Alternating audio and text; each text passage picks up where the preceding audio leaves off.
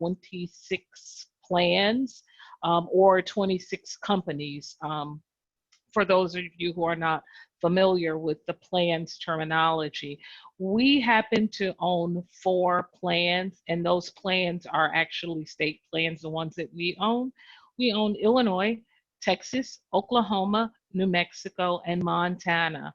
We also have some subsidiaries such as Dearborn National Company, and we have a lot of other affiliates that are under the Healthcare Service Corporation umbrella, but most people know us for our Blue Cross Blue Shield plans that are independent licensees, that we are independent licensees of. So HCSC, we are the largest customer-owned health benefits company. So most people don't realize that either, that we are actually owned by our members. We do not have shareholders because we are not a publicly traded company. We have members, and our members actually own HCSC. We have approximately 24,000 employees across our 5 plans, and we serve nearly 16 million members. Now, those numbers fluctuate from time to time depending on if we've won new RFPs, new business, or if we've you know, actually lost, but we roughly stay around the 16 million members. And we offer a wide variety of health and life insurance products and related services, okay? So this is important because it's all of these reasons listed here as to why we have a supplier diversity program. First off, our company has a lot of government business. And if you are familiar with the government realm, you know that they have a lot of processes surrounding subcontracting with diverse suppliers. So as part of that, it was beneficial for HCSC to have a supplier diversity program because we have the ability to really connect and tie in to that new business. That's going to be a very important point and an important theme of what we talk about here today. Because one thing that I could say as a supplier diversity practitioner that I need to do on a regular basis is always tie the program and connect it to new business. If the organization understands that supplier diversity is imperative to the direction, to the growth, and to their strategies, that becomes ingrained in the organization and what we do. So I think that that is, if you leave here with nothing today, if you leave here with that understanding, tying your program to the strategies of what your organization is looking to accomplish is the best thing that you can do to either create a supplier diversity program, grow a supplier diversity program, or make that supplier diversity program best class. So with that said, I want to get into talking about supplier diversity because thank you so much, Jeremy. I want to tell you, I appreciate you doing the poll because that let me know the level of individuals that are participating on the call. So that just gives me the ability to give some insights that I may not have given to strictly supplier diversity practitioners who have been doing this for a while. So I appreciate having a good array of individuals on the call, some who are more practiced and some who are looking to learn. So with that said, I want to talk about what is our story as practitioners of supplier diversity. And I just want to make note that I call it practitioners. It's not just a job, it's not just what you do. In order to be in the supplier diversity space, those of us who have been in it for periods of time, you understand that this is not just something to do. To be in this space is a labor of love because it is not easy. It's a strategy, and sometimes that strategy can be very daunting at times. Sometimes I often say, and I talk to my team and I'll say, hey, we get beat up sometimes by the suppliers because they want to get in the door and we want to get them in the door, and they don't understand sometimes that we're fighting tooth and nail to make sure that they get those opportunities. But at the same time, there are challenges in realizing that sometimes those opportunities are just not there. We try to be honest and we try to provide that level of honesty to folks, because we don't want you hedging all of your bets on us as one company when you can be going to lower hanging fruit. So as we talk about the supplier diversity, we have our internal challenges as well as our external challenges. So that's why I say that this supplier diversity, folks, we're not just having a supplier diversity program, we're actually practitioners. So this is our story. What is supplier diversity? The thing that we need to look at within our programs, supplier diversity is a program that is inclusive, and it should be inclusive of many different diversities as part of our company supply chain approach. It is a valuable resource and should be a part of the vision and mission. When I talk about the different diversities, just looking at the program from the perspective of Healthcare Service Corporation, or Blue Cross Blue Shield for you guys who know that better, we are very inclusive in our program. So our program includes minorities, the 4 protected classes as defined by the federal government, and that includes African Americans, Asian Americans, Native Americans, and Latinos, or Latinx Americans. So that is inclusive of those 4 protected classes by the federal government, and women-owned businesses. We have LGBT-owned businesses. We have veterans and service disabled veterans as part of our program, persons with disabilities. And some people do not know this, but white male-owned companies can also be under the supplier diversity realm. Our program is very inclusive, and we also include white male-owned companies. Where the white male-owned companies come in under is the small business enterprise. So those small business enterprises, if you are a federal government contractor, SBE, Small Business Enterprises, is included as part of what they track, which is the typical supplier diversity, if you will. So white male-owned companies are included in our program. So for each program that is out there, you get to choose and make the decision of what's part of your program. I say having everyone a part of it, including everyone, is very, very paramount into making a more inclusive program, a program that everyone can get behind, because everyone can see themselves as part of that program. So we take great umbrage in the fact that we have a very inclusive program that everyone can be involved in and part of because they can see themselves in it. Let's talk about what supplier diversity is not and how we should not be looking at it as practitioners. It is not a process.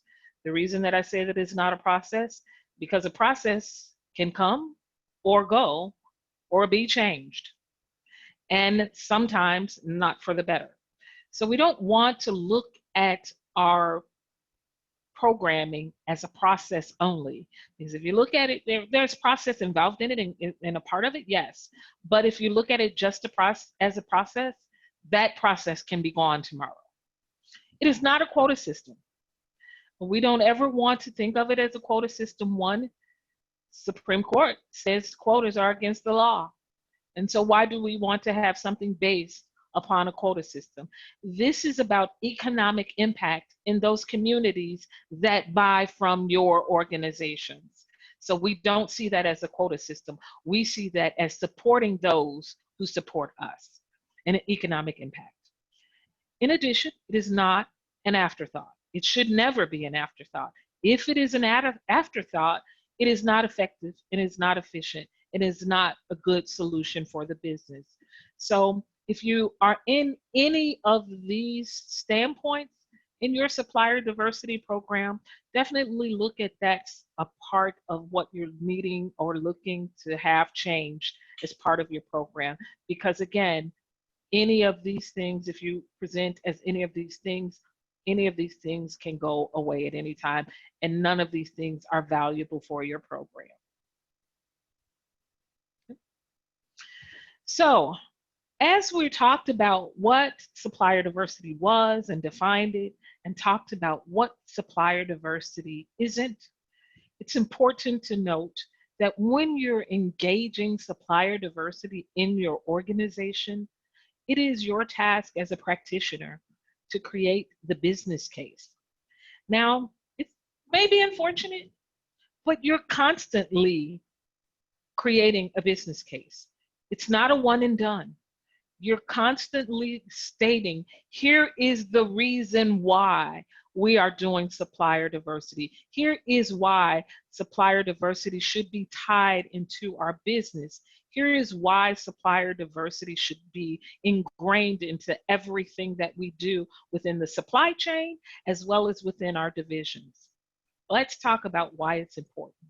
One, as we can see through the news, there are rapidly changing demographics. We hear it all the time. There are more diverse babies being born every day. The communities are changing. The stats of who is where and where they live and how they buy is constantly and rapidly changing within our country, within our world. So why wouldn't supplier diversity be a part of our organizations? Supplier diversity is specifically there to engage changing demographics, changing opportunities. So this is a good reason why we should have a supplier diversity program that engages these populations. Our customers are more and more, they're diverse. And we have diverse customer requirements from our clients. So it's not just us going after new business. I talked about the fact that we're a government contractor. We are also a contractor for other corporations as well when we're providing health insurance for those employees of government contracts and those employees of corporations. So we're consistently going out after RFPs. Our customers are coming to us and say, hey, what are you doing in the diversity space? We want for you to tell us who you're working with, what percentage you're going to be working them with, who's on your subcontracting plan. And if you've never heard that language, you mostly hear that with government contracts. In many instances, when we go out to bid for government contracts, they require us to submit in the RFP stage a list of diverse suppliers that we're going to be working with, information on how we engage those suppliers. Are we doing business with councils and chambers? Are we working with them? Do we have educational programs? Do we have mentor protege programs? So this is all in the RFP stage. They're wanting to know this information, and it is so important for them. They will even tell us that we want to see this information first. So we want you to separate that portion out from your RFP, put it in a separate envelope or a separate electronic email, however they're having us submit it, because we want to see that plan first. And if that plan is not where it needs to be, we're going to throw out your whole RFP. You're not going to even be able to compete. So that tells you how important supplier diversity is, especially on the government side. If you are a government contractor, if you are not engaged in your supplier diversity program with your sales team, go to them and tell them how you can provide value by helping them to respond to their RFPs in the diversity sections. For our program, Latonya, Do you Mhm. have other slides, or is it just the main slide? We see your main. No. Oh, I'm sorry. It's not advancing. There we go. I apologize. Thank you for letting me know that because I have two screens and it's advancing on one, but not the other. Thank you. So our diverse customer requirements, they come to us and they ask us if you are actually doing business and we want to see that RFP separately from the one that we have. And if that's not right, we'll throw out your whole RFP. Now, my team is responsible for doing the responses for all of our RFPs. If we submit documentation that gets the RFP kicked out, we are going to be in big trouble. They're going to be coming to us and say, how can our RFP get kicked out before they even saw what we had to offer because you didn't do your part? So that goes to show you how important supplier diversity is within an organization such as ours, whereas we do a lot of government contracting. So if you are not connected in your supplier diversity program and you know that your organization does a lot of diversity RFPs with government contracts, find out from your sales team, get engaged with them. Because if they're doing government RFPs, I guarantee you there are diversity responsibilities associated to those bids. And you want to be a part of that if you're in your supplier diversity program. Now, make no mistake, once you're in that part, it can be challenging because you're now responsible for making sure that those commitments are made. But you want to definitely be tied because that's part of your business case. You want to create and sustain customer loyalty. So that's a big part of the business case. We have all types of individuals purchasing our products and our services. They're across very different spectrums. So we want to make sure that we're engaging from that perspective. Again, we want to buy from those who are buying from us. So that's an important business case to make within your organization. Enhancing our image and our market share. What company doesn't want to be out there? Just think about it. Look at what's happening in our country this year with all of the civil unrest. Look at all of the companies that have come out and talked about Black Lives Matter, have talked about diversity. They've put information out there that we're a company about diversity. Why are they doing this? They're doing this because they want to enhance their image and their market share and let these populations know that they're standing with them. So having your supplier diversity program connected and tied into that is proof. It's proof paramount. Also, having diversity of ideas and innovation and keeping in mind that suppliers are our customers. We always have to understand that aspect and also lead with that because the more individuals that are across different spectrums that we bring into our supply chain, the better we are as an organization because we are including diversity in that supply chain. So we do not have singularity of thought in that respect. So let's move on and talk about supplier diversity challenges in the face of COVID-19.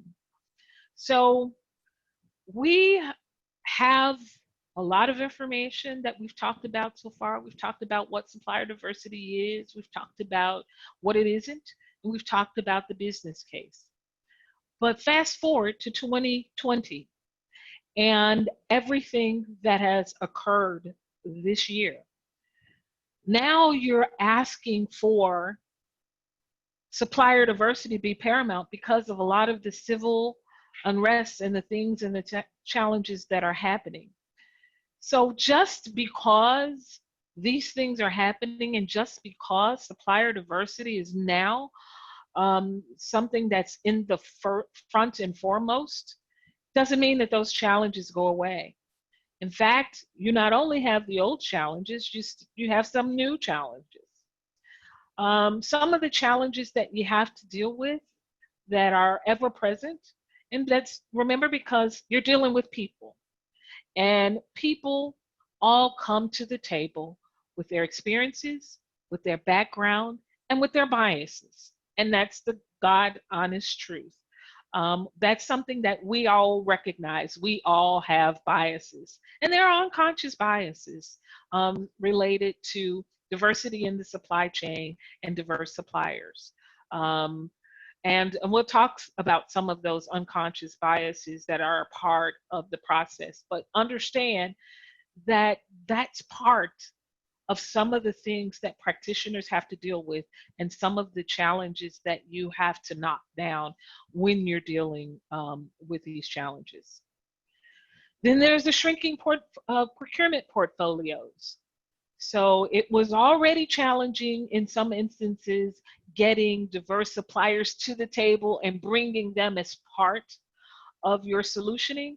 Now you have an organization that says, because of COVID, because of the civil unrest, because of everything that's going on, we have to cut back on our spending. So you're having to do more, but we're being told that, okay, we're cutting back on spending. So how does that present for those suppliers that we're trying to advocate for as practitioners? It's even more difficult because you have that shrinking budget. Then there's the supply chain disruption that has occurred.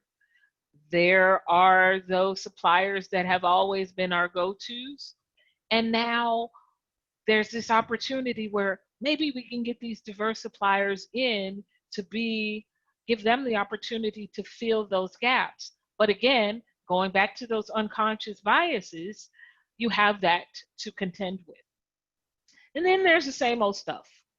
Getting the buy-in, having those established relationships, because you have a lot of instances where people have those relationships. People like doing business with people whom they like or whom they know. So you have those established relationships. There's they're too small, they can't do it, or we can't find qualified suppliers. These are the challenges that we face as supplier diversity practitioners. And part of our roles are knocking down all of these issues, coming up with solutions that help us to deal with these challenges. And we're going to talk about that coming up very shortly, about how we face these challenges. So, how are we going to deal with facing these challenges? So there are 4 pillars that I wanted to bring to the table to deal with the challenges that we talked about earlier. And these are the 4 pillars that I look at for my program to help develop additional program efficacy. My goal is to, even in the midst of COVID, to grow this program, to create opportunities where we can make a difference in these communities. And so I'm looking at doing this starting with upping our procurement engagement, looking at our supply chain, finding new ways of engagement. And this is about having an all hands on deck strategy. So I'm going to go into all of these in a lot more detail in the next coming slides, but this is basically how I looked at increasing those opportunities for diverse suppliers while also knocking down the challenges that we mentioned here in this slide. So without further ado, let's start with procurement engagement.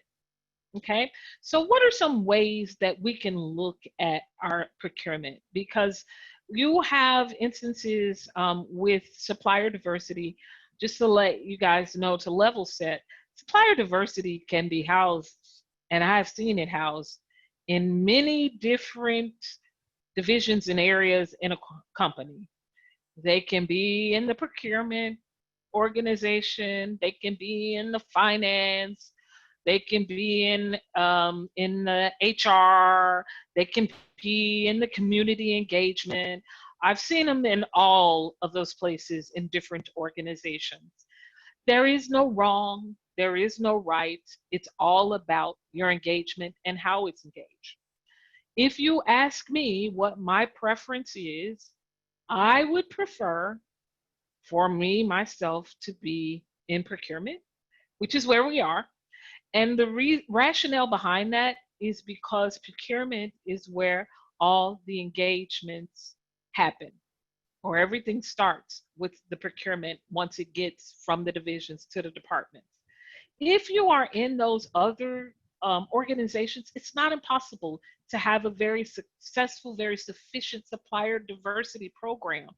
It's just that you have to make sure that you have a great relationship with your procurement organization, because if you have a good relationship with that procurement organization, they're going to bring you on everything that's happening. And for me, it's easier within our organization to be a part of the procurement organization, because that decentralization can sometimes cause more communication gaps, and the gaps that you would have left to fill. Not that you need more gaps to fill as a procurement practitioner. So for us, that's one less gap that we have to work on filling because we're part of the procurement organization. So for our procurement engagement, the goal is to step up that procurement interaction. We need to talk more with the category managers and consistently inquire about their current activity. What's happening in your space, in your category space?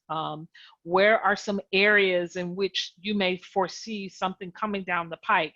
Have you had any conversations with one of the internal units where they're looking to do this, that, and the other?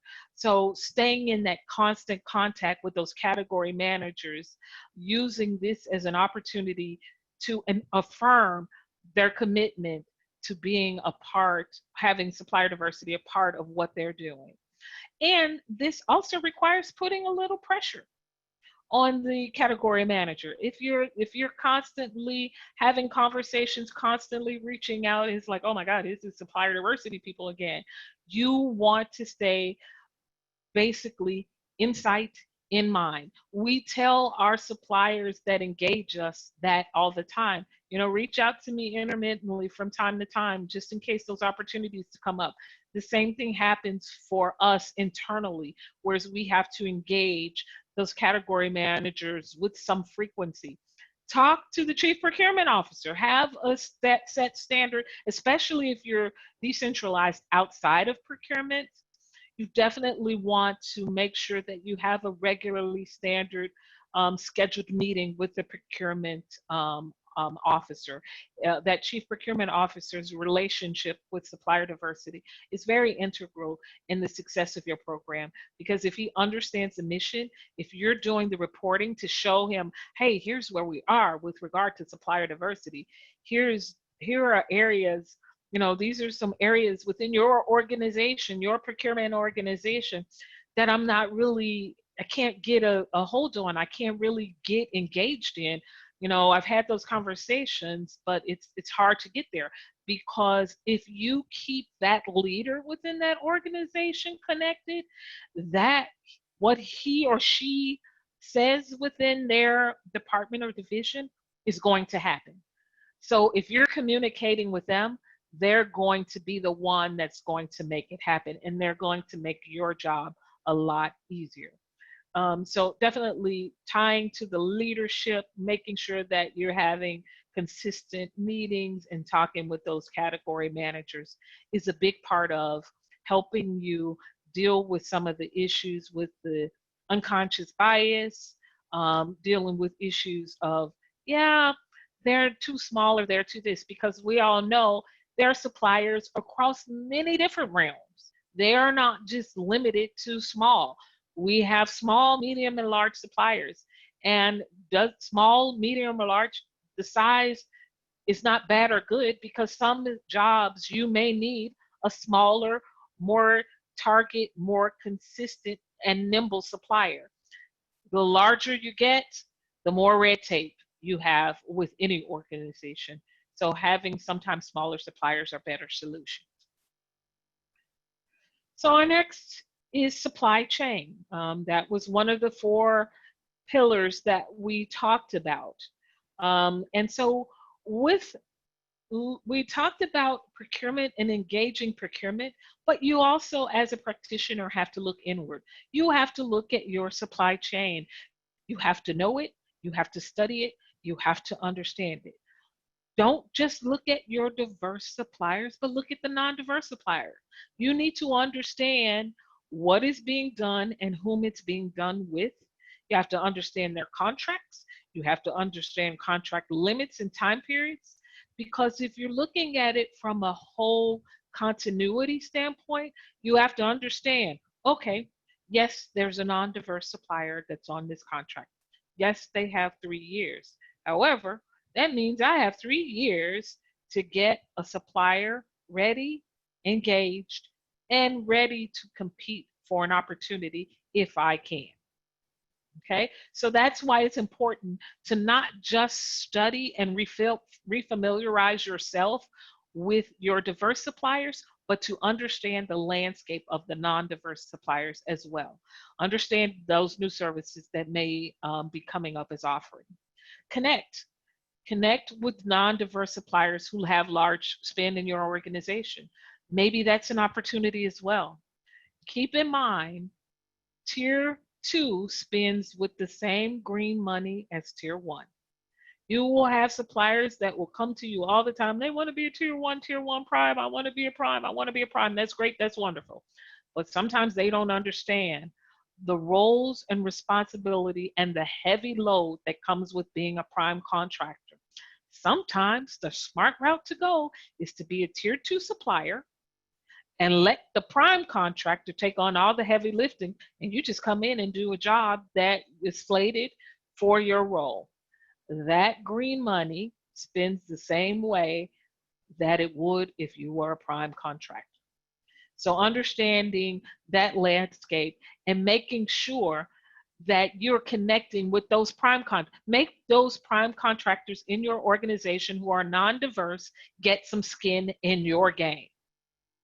Make them understand you have a supplier diversity program. Not only do you have expectations to have them compete on opportunities, but you have expectations when your prime contractors win these large accounts. So making sure that you're connecting and getting them to have that skin in the game is important. Require more commitments from your supply chain to work with these diverse suppliers. If you don't have legal language in your contracts that includes a section for supplier diversity, make that happen. Talk to your chief procurement officer, let them know, talk to your legal department, let them know that you want supplier diversity language in your contracts. Put some responsibilities in your MSAs, your master service agreements, your PSOs, your purchase and service agreements, and your other procurement service agreements so that you have some skin in the game with those prime contractors who make it multi-million-dollar contracts to include diversity as part of the solution. Also, engage with diverse suppliers outside of your supply chain who have pivoted to provide new solutions. One thing that we looked at doing this year because of everything with COVID and social unrest is when COVID came up, this was a great opportunity that we looked at being involved with our supply chain from a more strategic standpoint. What we did is we looked at suppliers who had the opportunity to engage outside of something that we had not been doing because we had no need to do. We pivoted our program to start a virtual supplier diversity program because we could no longer be in front of people. We could no longer talk to people face to face. So we took everything virtual and we started having virtual capability presentations specifically related to COVID. So we actually had some suppliers who pivoted and changed and created a solution specifically to address COVID-19. We said, hey, we wanted to give you the stage. We can't endorse you, but we want to give you a stage where you can talk about your solution and you can talk to organizations about how you can provide a value proposition during this time of COVID. So understand your supply chain and how it's pivoted and how you can bring those solutions to your organization based on the things that they are doing. So we talked about new ways of engagement. So just looking at things from everything that's going on, we have to understand one, we have a new virtual reality. I talked a little bit a minute ago about how we changed our program from being a face-to-face program to being a virtual program because we can no longer be in front of people. So the conferences, the events, everything had to go virtual. So we ensured that we got a platform that we can actually do our own seminars, we can do our own engagements, our own programming virtually, and still staying connected with diverse suppliers, but allowing them to have the ability to connect with us. We also use this as an opportunity to provide education for suppliers. So, but I want to talk a little bit about some of the things that we want to look at doing and understanding our new virtual reality. Utilize and test new products for your program where you can. Maybe you have a budget that says, okay, you were going to the conferences and the seminars. Well, no, you're not going, you can't go to the conferences and seminars. Maybe what you need to do is look at finding a platform that you can host your own meetings and events, partnering with organizations like the Illinois LGBT Chamber here, with Jeremy, and saying, hey, I would like to do a partner event with, Illinois LGBT Chamber and our organization, because, we need to make sure that we are staying connected and tied in to our potential supply chain. Take advantage of the seminars that are out there, ones like this one. I know Jeremy and the Illinois LGBT Chamber, they always have something going on. There are other organizations as well. Be sure to take stock of that. Connect, engage. Utilize surveys and assessments to better understand internal and external stakeholders. You want to understand what's happening in the life of the suppliers that you advocate for. Reach out to them, connect with them, find out that information. You also want to understand what's happening within your organization, because the goal is always to connect the two dots, especially during this time. Your program strategy. Looking at your program strategy by stepping up your strategic engagement with diverse suppliers. Again, finding those opportunities where you can connect and have conversation, understand, learn about what they're doing next. If those suppliers aren't pivoting, have those conversations with them. Let them know, hey, you need to pivot your organization. You can no longer get in front of people. So you have to figure out new ways to tap into people. If you've not changed your business as a diverse supplier to engage people in those ways, you need to do that, because I can't bring people in front of you and you can't get in front of people. So you have to find other ways to do that. Become more engaged with the category managers, as we talked about before, to understand those opportunities, and then obtain new understanding from leadership about what they would like to do about diversity in the midst of civil unrest. This is the time to have more engagement with leadership within your organization, not less. Don't look at, there's so much going on, I have to take a step back. No, this is the time to really push your way and say, hey, look at all of this stuff that's going on. Look at finding ways to engage them. And one way that I'll talk about that you can look at is doing white papers. This is the time to put your nose to the grind, look at things statistically, get those statistics, put them in executive summary format, get them to your leaders. Tell how supplier diversity can help with the challenges that are happening today. Also, virtual engagements. We talked about this, and I can't say this enough, because this is the world that we live in. And if you're not looking at virtual as a way of life right now, you need to. I can tell you there are a lot of organizations that I've heard from that they're talking July of 2021 is how long they will be on a work from home strategy. This is not going to become less. This is going to become more organizations saying that. So as you start hearing it, the dominoes will start falling, and then more organizations say, "Oh, we're not coming out until mid 2021." So are we going to wait until mid 2021 to get in front of people, or are we going to pivot and change ourselves? So host those virtual capability presentations for internal buyers. That's how you can provide value. Host divisional based capability pitch presentations. So get a couple of people in your organization to look at a pitch, 15-minute pitch from here or there from different suppliers that they could all potentially utilize in their organizations. We've been doing pitch presentations on our virtual platform as well. And partner with organizations who are holding virtual presentations to bring visibility to your program. So this is a way to get insight to your program. And then as part of our fourth prong that we talked about is all hands on deck. Okay, again, this is important. Your engagement. Get as many people engaged in the process as possible. Go out there and get your supplier diversity ambassadors in the different divisions within your organization. Appoint one. Give them the roles and responsibilities. Give them something to do within your department, especially if you're a one person supplier diversity program. I'm fortunate in that there are a total of 5 of us in our program. And so I'm very fortunate in that respect, because I realize that not many supplier diversity programs have that luxury of having those many individuals as part of their program. So get ambassadors, give them something to do, give them targets and deadlines.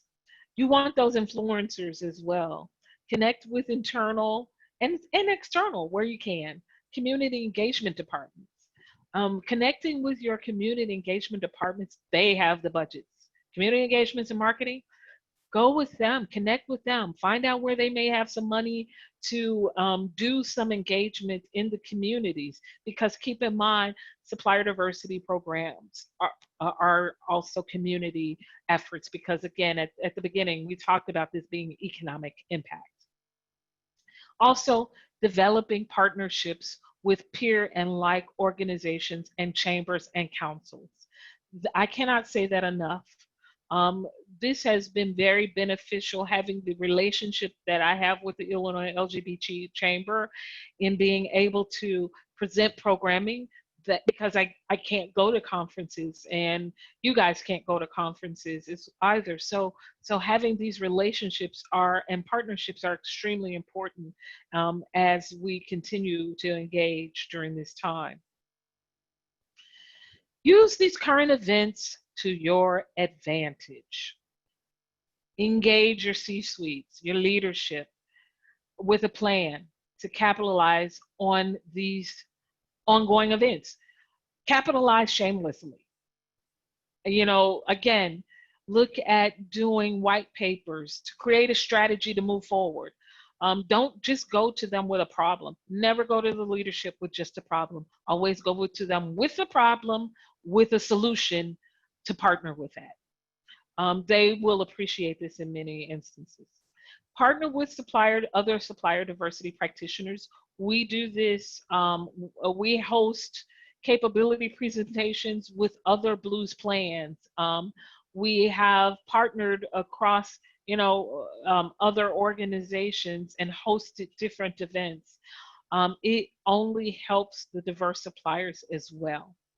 And also engage, again, your marketing and community relations departments. They are there to help marginalized communities. So tagging on to them and tagging along and being a ball and chain to them can help you, because again, they have the money and the budget. So looking at things, I want to say, be the voice of your program. Understand, again, as I stated from the beginning, when I talked about telling our story, it is challenging being a practitioner. But understand that your role as part of this is to be an agitator. Someone told me this when I first got into this space, that if you're not being an agitator, you're not doing your job, because that's part of what you do. You're agitating all around. Your agitation with the suppliers and making them do things that they may not have looked to do. You're an agitator within procurement departments. You're an agitator within your organization. You can't be afraid to do that in supplier diversity. That's part of your role, what you're supposed to be. And we talked about this in the late John Lewis, is that he talked about good trouble. That's what you're there to do as a supplier diversity program practitioner, is to be and to create some good trouble. Don't wait until you're asked. Bring the solutions. You should be, whenever there's something that comes up regarding diversity in the supply chain, you should be the one that they're looking to go to, because you always have some sort of solution. Even if you don't have it at the time that they come to you, you say, hey, let me go take a minute, go back, look at your problem, and bring you back something that's value added with regard to a solution. Don't be afraid to think outside the box. Sometimes, especially during the course of what's happening, you got to think outside the box. You got to create new and thoughtful ideas. Thoroughly understand your supply chain. If I can leave you with nothing else, both diverse and non-diverse. When I report numbers, I report both diverse numbers and non-diverse numbers, because I want them to see, look how much you're doing over here and what you're not doing over here. If they don't see the two side by side, they will never make the comparison. And finally, as I leave you here today, I want to say, be the change that you want to see. At the end of the day, think about things from the perspective of being the change that you want to see. And if this is your passion, if you love doing this space, because for me, it's a labor of love. And I want to create change, and I fight every chance that I get with regard to this space.